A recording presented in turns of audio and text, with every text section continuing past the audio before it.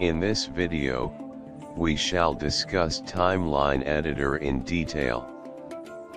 This area is called Timeline Editor.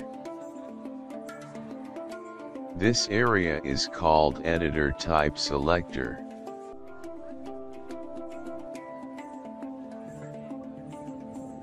These are the menus of Timeline Editor.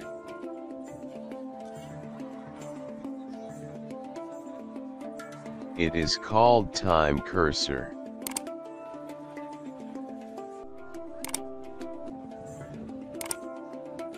It is called Time.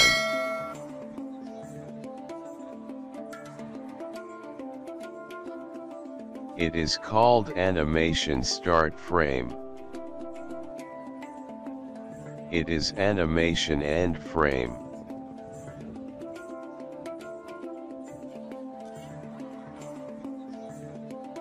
It is Range Control.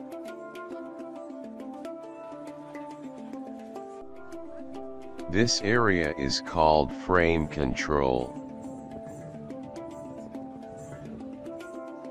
This is a Player Control.